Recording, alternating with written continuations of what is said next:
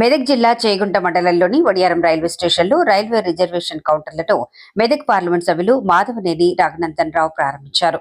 ఈ సందర్భంగా ఎంపీ రఘునందన్ రావు మాట్లాడుతూ చేగుంట, నార్సింగి, వడియారం ప్రాంతాల్లో పరిశ్రమలు వేగంగా విస్తరిస్తున్న నేపథ్యంలో స్థానిక ప్రజలకు రైల్వే రిజర్వేషన్ కౌంటర్ అవసరం ఎంతో కాలంగా ఉందని తెలిపారు.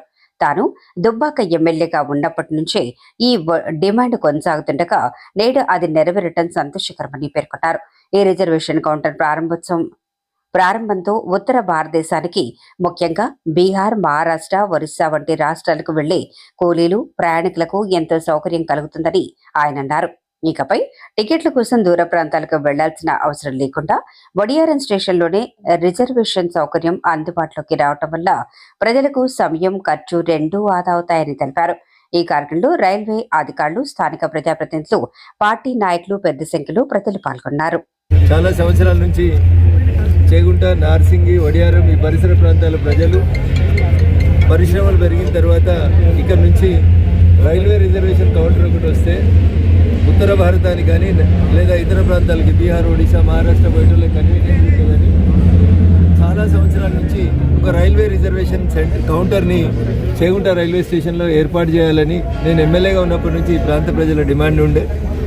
అదృష్టం కొద్దీ పార్లమెంట్ సభ్యుడిగా గెలిచిన తర్వాత రైల్వే మంత్రి గారి సహకారం, గౌరవ ప్రధానమంత్రి నరేంద్ర మోడీ గారి ఆశీస్సులతో చేగుంట ప్రాంతానికి కావాల్సినటువంటి అన్ని పనులని, అది రైల్వే ఫుట్ ఓవర్ బ్రిడ్జ్ అయినా, రైల్వే ఓవర్ బ్రిడ్జ్ అయినా, అదే రకంగా రైల్వే రిజర్వేషన్ కౌంటర్ అయినా, భవిష్యత్తులో ఇక్కడి ప్రాంత ప్రజల డిమాండ్ అయినటువంటి దేవగిరి, అజంతా లాంటి ఎక్స్ప్రెస్ల ఆపడం కోసమైనా ఖచ్చితంగా కృషి చేస్తాం. అక్కనపేట, చేగుంట నుంచి చాలాసార్లు ప్రజలు అడుగుతూ ఉంటారు, అన్న ఒక 2 రైళ్ళు ఆపండి, 2 ఎక్స్ప్రెస్లు ఆపండి అని. ఖచ్చితంగా వాటిని కూడా సాధ్యమైనంత తొందరలోనే పూర్తి చేస్తాం.